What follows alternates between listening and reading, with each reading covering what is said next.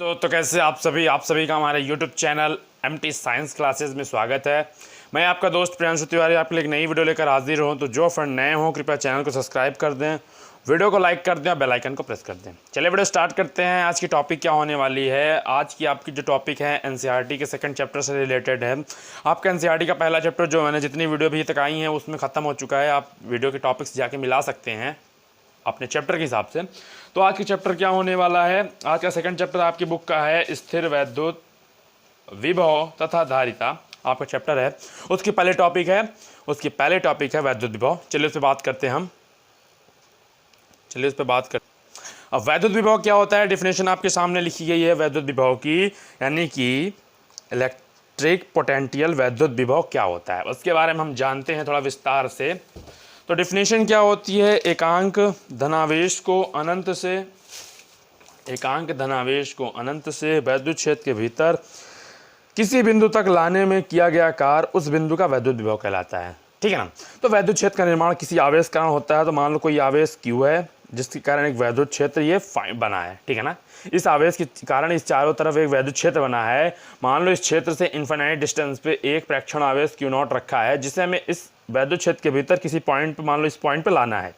तो जो इस प्रेक्षण आवेश को यानी एकांक आवेश को वैद्युत क्षेत्र के भीतर लाने के लिए जो हम कार्य करेंगे और जिस बिंदु पर लाएंगे वह कार्य उस बिंदु का क्या कहलाएगा, वैद्युत विभव कहलाएगा। कहने मतलब ये है जब इस आवेश को हम यहाँ पर इस बिंदु पर लाएंगे तो लाने में जो हम कार्य करेंगे इसी बिंदु का क्या कहलाएगा, वैद्युत विभव कहलाएगा। ठीक है ना। उसके बाद इसे किससे प्रदर्शित करते हैं, इसे V से प्रदर्शित करते हैं। यह एक अदिश राशि है, ठीक है ना। यह एक अदिश राशि है, इसे V से प्रदर्शित करते हैं। यह एक अदिश राशि है। उसके बाद तीसरा पॉइंट क्या है, इसका सूत्र क्या होता है। इसका सूत्र होता है V बराबर W/Q0। Q0 की वैल्यू मतलब क्या हो, Q0 से मतलब क्या होता है कि ये वाला आवेश को लाने में जितना हम वर्क करेंगे वही वोल्ट के विभव के बराबर होगा। ठीक है ना। इसका मात्रक हम निकाल लेते हैं। मात्रक क्या होगा, तो V का मात्रक जो बराबर होगा W के मात्रक के, W का मात्रक अपॉन Q का मात्रक।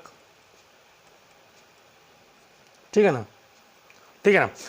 जब इनकी मात्रक रखेंगे तो W को हम जूल से कार्य का मात्रक जूल हो जाएगा और आवेश का मात्रक कितना हो जाएगा, आवेश का मात्रक कुलाम हो जाएगा C। तो इनका मात्रक जूल प्रति कुलाम या वोल्ट SI मात्रक होता है इनका। ठीक है ना। ये तो हुआ इनका मात्रक। इनकी वीमा भी आप निकाल लो। इनकी वीमा V की वीमा आप कैसे निकालोगे, तो V की वीमा हम निकालते समय आपको ध्यान रखना है W की वीमा यानी कि कार्य की वीमा निकालोगे। कार्य की वीमा कितनी होती है आपको याद होनी चाहिए, mL/2 T/2 अपॉन Q की वीमा कितनी होती है AT। जब आप इसको ऊपर ले जाके सॉल्व करोगे प्लस माइनस का तो mL/2 T/3 A इनवर्स, इतनी आपकी क्या निकल के आ जाएगी, इतनी आपकी वीमा निकल के आ जाएगी। ठीक है ना। अब चलते हैं आगे, टॉपिक पे बढ़ाते हैं। अगली टॉपिक पे बात करेंगे तो हमारा एक अच्छी टॉपिक है जो डेरिवेशन है। तो चलिए स्टार्ट करते हैं। डेरिवेशन क्या है, किसी बिंदु आवेश के कारण किसी भी बिंदु पर वैद्युत विभव। कहने का मतलब ये है जो हमने आवेश लाया वैद्युत क्षेत्र के भीतर, वो किसी भी आवेश के कारण वो जिस बिंदु पर आएगा उसके कारण हम वैद्युत विभव फाइंड करेंगे कैसे होता है। उसके लिए पहले आप एक फिगर ड्रॉ करोगे। चलो फिगर बना लेते हैं। ठीक है ना। पहले एक फिगर हम बना लेंगे। एक फिगर क्या करेंगे, एक फिगर हम ड्रॉ कर लेंगे। एक फिगर ड्रॉ कर लेते, चलिए एक फिगर बना लेते हैं। एक फिगर पहले आप जैसे द्विध्रुव बनाते हैं उस तरह से एक आप ऐसा लाइन खींच दोगे। फिगर आप 1-2 बार प्रैक्टिस कर लोगे, आपको याद हो जाएगा। ऐसे आपको 3 पॉइंट्स बनाने हैं। ठीक है ना। इस पॉइंट को आप O नाम दोगे, इसको A, इसको B, इसको C। ठीक है ना। 3 नाम आपने दे दिया।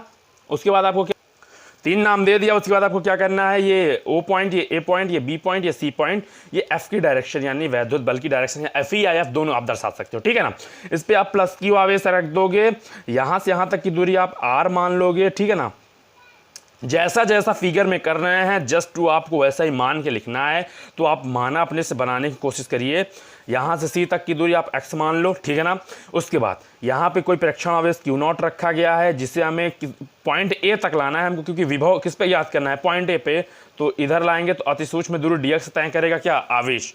ठीक है ना। फिगर इतना बनेगा, फिगर जब इतना बन जाएगा तो आपका जो क्वेश्चन जो डेरिवेशन है वो डेरिवेशन क्या हो जाएगा, तैयार हो जाएगा करने के लिए, ठीक है ना। उसके बाद आपको माना क्या लिखना है मैं आपको बता देता हूँ। माना ओ बिंदु पर प्लस क्यू आवेश स्थित है, प्लस क्यू आवेश स्थित है, प्लस क्यू आवेश द्वारा उत्पन्न वैद्युत क्षेत्र में ओ से आर दूरी पर, प्लस क्यू आवेश द्वारा उत्पन्न वैद्युत क्षेत्र में ओ से आर दूरी पर एक बिंदु ए है जिस पर क्या ज्ञात करना है, जिसके पर हमें वैद्युत विभव ज्ञात करना है। इस पॉइंट ए पर हमें वैद्युत विभव ज्ञात करना है, वैद्युत विभव ज्ञात करना है। बिंदु ओ से एक्स दूरी पर एक बिंदु सी है जिस पर क्या स्थित है, प्लस क्यू प्रेक्षण आवेश या कह सकते हैं एकांक धनावेश स्थित है, जिसे हमें बिंदु ओ की तरफ लाना है। अर्थात जब बिंदु ओ की तरफ लाएंगे तो रास्ते में ही बिंदु ए पड़ेगा, यानी कहने का मतलब ये है जिसे हमें बिंदु ओ की तरफ लाना है। तो इतना लिख देना है। उसके बाद आपको क्या लिखना है, उसके बाद आपको लिखना है निकाय पर कार्य करने वाला बल, या तो आप इतना भी लिख सकते हो, आपको लिखना है बिंदु ओ की तरफ लाना है। उसके बाद क्या करोगे आप, उसके बाद कहोगे कि जो क्यू नॉट आवेश है वो अति सूक्ष्म दूरी dx तय करता है, ठीक है ना। उसके बाद लिखोगे निकाय पर लगने वाला बल, डेरिवेशन यहाँ से स्टार्ट हो जाएगा आपका। क्या, निकाय पर लगने वाला बल, निकाय पर लगने वाला बल। जब निकाय पर आप लगने वाला बल निकालोगे तो इस आवेश और इस आवेश की गुणनफल के बराबर तथा इनके बीच की दूरी, इसके जो कूलॉम का लॉ होता है उसके हिसाब से आप लगाओगे तो Fe is equal 1/4 pi epsilon not into Q not upon x square, क्योंकि इनके बीच की डिस्टेंस कितनी है, x है। इतना हो जाएगा लगने वाला बल, ठीक है ना। उसके बाद आप क्या करोगे, उसके बाद आप सेकंड पॉइंट लिखोगे प्रेक्षण आवेश क्यू नॉट को बिंदु सी से ओ की तरफ लाने में किया गया कार्य, ओ की तरफ लाने में किया गया कार्य, ओ की तरफ लाने में किया गया कार्य, ठीक है ना। जब इतना लिखोगे तो पहले कार्य बराबर कितना होता है, कार्य इज इक्वल बल गुणित विस्थापन, ऐसा होता है। जब आप इनको आप सदिश रूप में लिखोगे तो W इज इक्वल कितना हो जाएगा, वेक्टर F डॉट प्रोडक्ट होता है कितना, आपका विस्थापन कितना हो रहा है, dx हो रहा है, ठीक है ना। विस्थापन dx हो रहा है तो इतना विस्थापन dx। उसके बाद जब ये गुणन हटाओगे, इनका सदिश रूप हटाओगे तो इनके साथ cos थीटा जुड़ जाएगा, F dx cos थीटा, ठीक है ना। इतना आपने कर लिया।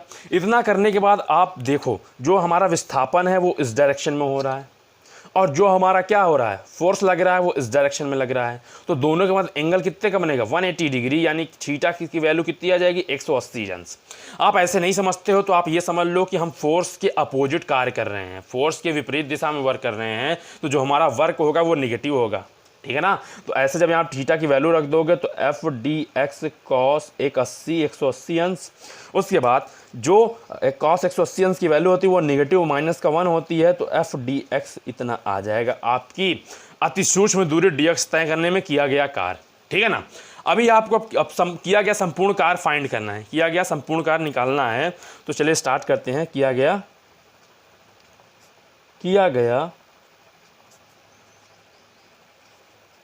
संपूर्ण कार्य। जब किया गया संपूर्ण कार्य आप निकालोगे तो आपने जितने भी डेरिवेशन अभी तक पढ़े हैं, मैंने किया गया संपूर्ण कार्य यानी कि कंप्लीट वर्क निकालने के लिए हम समाकलन का यूज करते हैं, वो भी किस समाकलन का, जिसमें लिमिट होती है। आप इंटर में पहुंच चुके हैं, आपको ये समाकलन क्या होना चाहिए, आना चाहिए, क्योंकि जितने भी फिजिक्स के आपके डेरिवेशन होंगे सब इसी पे बेस्ड होंगे, ठीक है ना। चलिए समाकलन कर लेते हैं। तो पहले W इज इक्वल, समाकलन का चिन्ह लगाएंगे, F dx आप ऐसे रख दोगे, वो भी माइनस का, ठीक है ना। इसकी सीमा कैसे बनाओगे, इसकी सीमा बनाओगे पहले तो नीचे लोअर लिमिट में 0 रहेगी, लेकिन अपर लिमिट क्या रहेगी, हम यहाँ पे r दूरी तक ला रहे हैं, बिंदु A तक ला रहे हैं, तो अपर लिमिट क्या हो जाएगी, r हो जाएगी। तो 0 से r हमारी सीमा बन जाएगी, F dx ये हो जाएगा। चलिए थोड़ा सा आगे बढ़ाते हैं। अब जब आगे बढ़ाएंगे तो F की वैल्यू हमने जो निकाली थी वो यहाँ पे पुट कर देंगे, ये आपको ऊपर ये दिख रही है, ये F की वैल्यू हम यहाँ पे क्या कर देंगे, पुट कर देंगे। तो W इज इक्वल 0 से r, ठीक है ना, 0 से r हो जाएगा। उसके बाद माइनस का 1/4 pi epsilon not into Q not upon x square into dx, ठीक है ना। इनमें कुछ पद कॉमन है, उससे बाहर निकाल लेंगे, ये और ये ऊपर वाले पद और नीचे वाला पद 1/4 पाई एप्सिलॉन नॉट, इसको हम बाहर कर लेते हैं। तो हमारा अंदर क्या बचेगा, 1/4πε0 इंटू Q नॉट, इंटीग्रेशन का चिन्ह लिमिट लगा दो 0 से R तक। उसके बाद यहाँ पे बच जाएगा आपका माइनस का 1/x² और dx, ठीक है ना, इतना बच जाएगा। अब हम इसे इसका क्या कर लेंगे, समाकलन इसका कर लेंगे। हमारा इक्वेशन क्या मिला था, नेक्स्ट पेज पे हमें क्या मिला था, f is equal 1/4πε0 into Q nought, उसके बाद यहाँ पे मिला था R से 0, लिमिट थी 1/x² dx। अब इसको इतना सॉल्व कर लेंगे तो हमारा संपूर्ण कार्य यानी टोटल वर्क निकल आएगा कितना हमने किया था। तो आपको बता दें इसका जो समाकलन होता है, पहले आप क्या करोगे, माइनस बाहर लगा रहेगा, ऊपर जाएगा x², इतना हो जाएगा dx, ठीक है ना। इतना ऐसे कर लेंगे आप जब समाकलन करेंगे तो जो इसका घात होगी उसमें आप क्या करोगे, दो जो एक जोड़ोगे ऐसे और एक ऐसे, ठीक है ना। आपने समाकलन बेसिक समाकलन पढ़ा होगा तो ऊपर क्या मिल जाएगा, x⁻−1, नीचे -1, -1 से -1 कैंसिल हो जाएगा, आपका कितना बचेगा, कितना बचेगा 1/x आ जाएगा, ठीक है ना। तो समाकलन आपको समझ में आ गया होगा कि ये समाकलन कैसे आएगा, ठीक है ना।